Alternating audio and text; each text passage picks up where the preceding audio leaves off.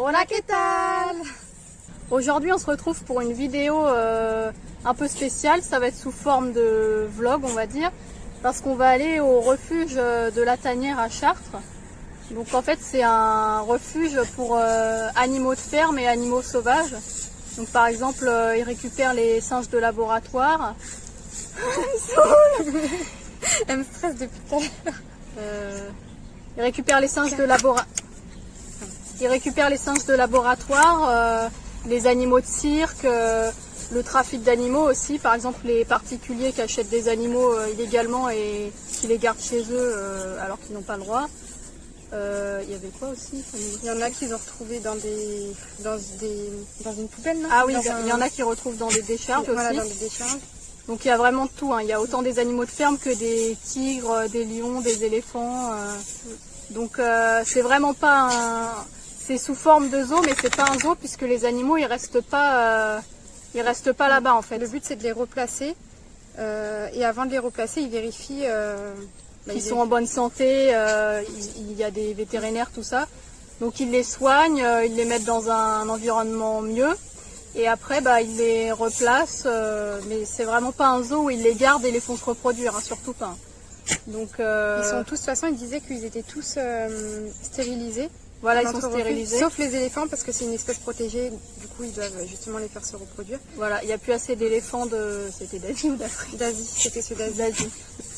Ah oui, c'est pas grave, ça en coupera. C'est vrai qu'on essaie de plus aller... Enfin moi on a fait les zoos, même toi. Hein. Oui, comme tout le monde, on allait dans des zoos avant, mais on s'est rendu compte que c'était vraiment un business, quoi. C'était vraiment se faire de l'argent sur le dos d'animaux enfermés dans des cages. Et donc là, c'est vraiment pas pareil, quoi. Et du coup, c'est vrai que c'est un compromis parce que quand on a des enfants, on aime leur faire voir des animaux sauvages.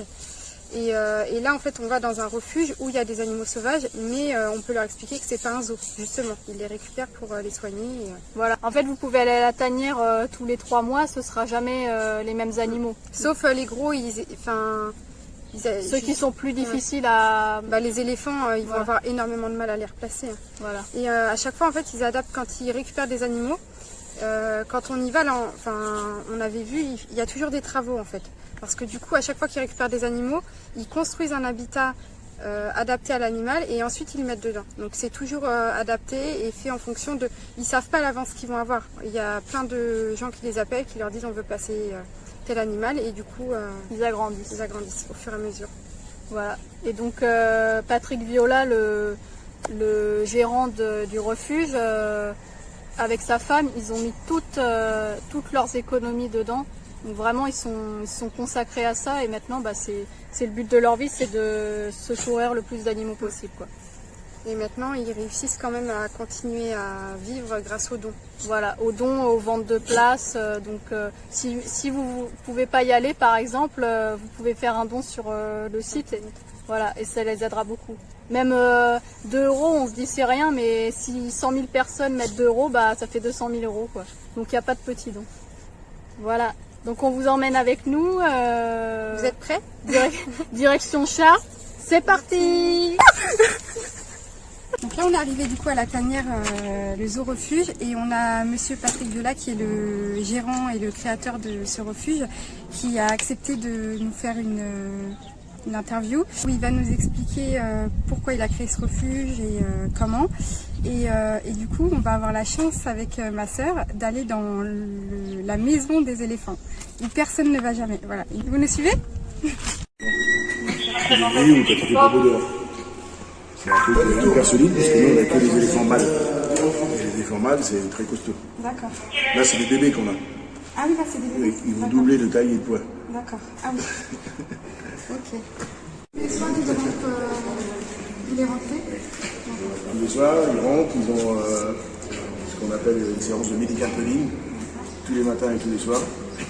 Il y a des murs de travail là-bas, on leur apprend à donner leurs pattes, nettoyer les pattes en dessous, donner la trompe, pour nettoyer la trompe, les oreilles, on leur apprend à mettre des gouttes dans leurs oreilles s'il y a besoin. On fait ce qu'on appelle du medical training, c'est pas le jour où il va y avoir un gym qu'on va aller voir le faire, ils font une séance de medical training tous les matins. Et tous les soirs, on ne fait pas de jeu, ils ne travaillent pas, il ne faut pas jouer avec des ballons et tout ça. Et on leur apprend à être soigné s'il y a besoin. Les éléphants, ça ne se soigne pas comme un chien, un chat. Il faut piquer. La tanière, c'est un projet un peu fou. Ça a démarré en réalité il y a une douzaine d'années. On avait ici une ferme pédagogique. On n'avait que des moutons, vaches, cochons, chevaux, etc. Que des animaux de ferme, mais déjà que des animaux estropiés. Des animaux que plus personne ne voulait. C'est pour ça qu'on a une mini-ferme, les gens peuvent rentrer dedans. Et puis, au fur et à mesure des rencontres et des sauvetages, on est arrivé dans le monde du sauvage. Les premiers animaux sauvages qu'on a récupérés, c'était des daims, des bambis. Ils étaient à Rouen, à l'école de police nationale de Rouen. Dans l'école de police, il y avait des daims hors règle, qui n'étaient pas en règle, et personne n'était en règle. Et la police avait saisi les daims de la police. Donc ils voulaient abattre tous ces daims, et nous on est arrivés pour les récupérer. Et puis après, on a rencontré des gens comme Lisa et Paolo, qui sont dans un couple extraordinaire, qui travaillaient pour des cirques avec leurs animaux, qui sont venus ici avec leurs ours et leurs otaries. Et puis au fur et à mesure, des animaux de cirque qui sont arrivés, des autorités qui nous ont amené beaucoup d'animaux saisis chez les particuliers. 70% des animaux qui sont ici sont des animaux saisis chez les particuliers. Donc on a vu le besoin grandissant. Donc on s'est dit on va construire. Et puis on s'est dit, mais oui, le problème c'est que tout ça, il va falloir que ça mange derrière, il faut que ça vive. Donc on va créer ce qu'on appelle le premier zoo-refuge. Et le système, le modèle économique, c'est mon épouse et moi, on a mis tout notre argent qu'on avait gagné pendant toute notre vie, parce qu'on avait une chance de réussir, la chance de réussir dans la vie. Et pour construire tout ça, et c'est les gens, normalement, qui, avec leur entrée, font fonctionner le refuge, qui nous permet de donner à manger à tout le monde, de soigner tout le monde, et d'accueillir de nouveaux animaux. Et puis les dons, les gens nous font aussi des dons sur notre site internet. Tous les dons qu'ils nous font sont déductibles à 66% des impôts, c'est important.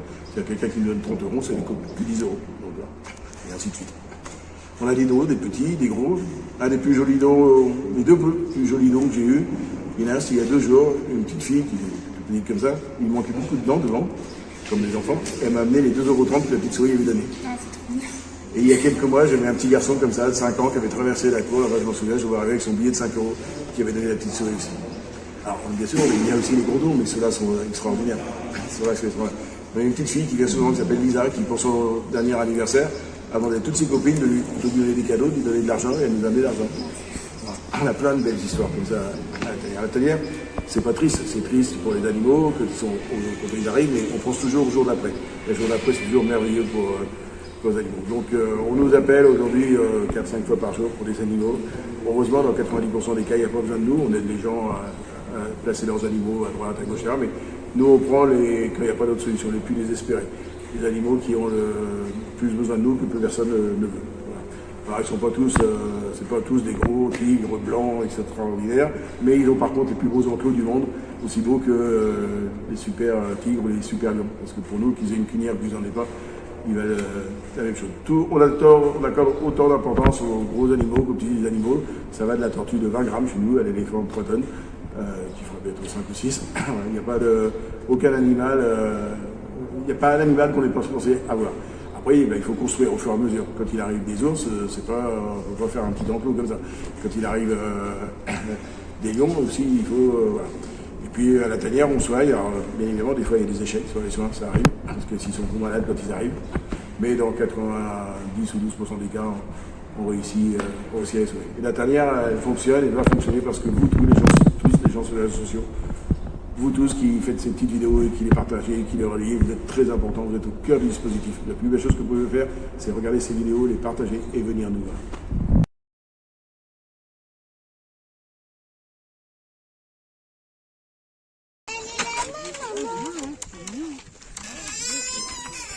Monsieur le magicien, vous avez fait comment?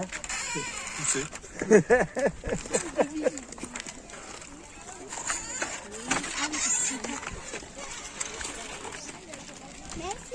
Bienvenue, bienvenue.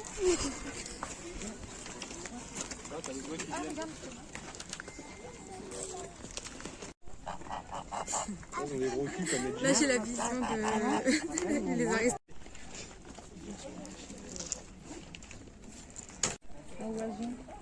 Maman, il est blanc? Oui, parce que quand ils naissent, ils sont blancs et après ils prennent leur couleur. Comme Oui, vous. je sais.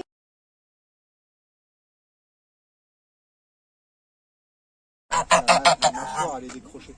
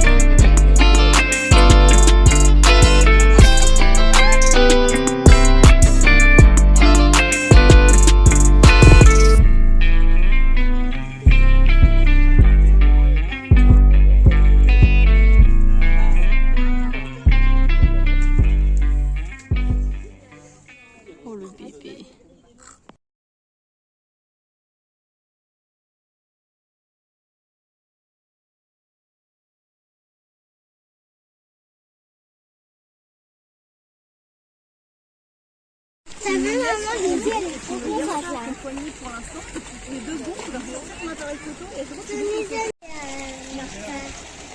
Oh maman.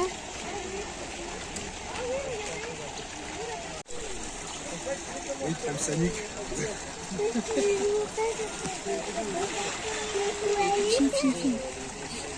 Où elle est sa bouche? Elle est en dessous de la fille. C'est bizarre, ils sont mis les oreilles. Ah oui. Ça me donne envie d'aller me baigner avec eux.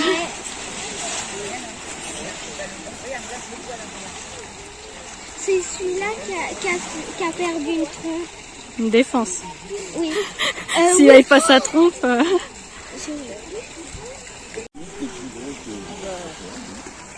celle qui a eu une défense.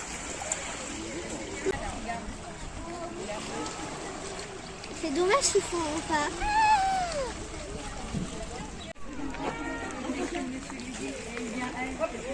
Oh, regardez!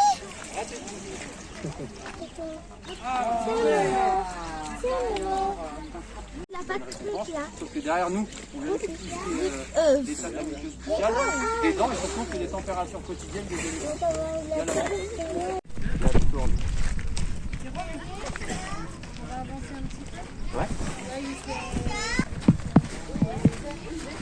Crème solaire bio. Maman, si je fais un zoom.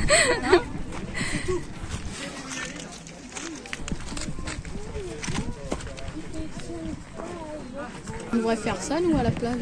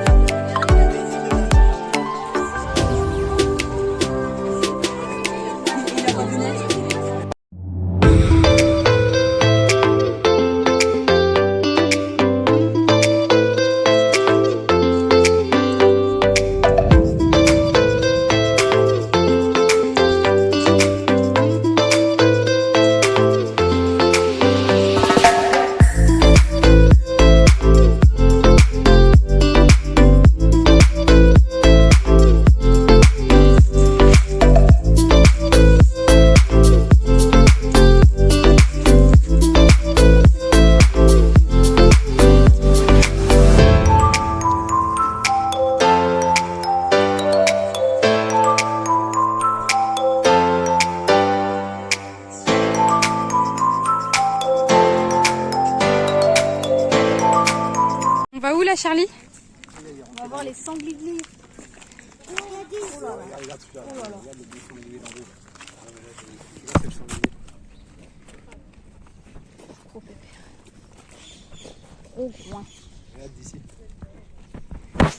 Ça, c'est les préférés de Charlie.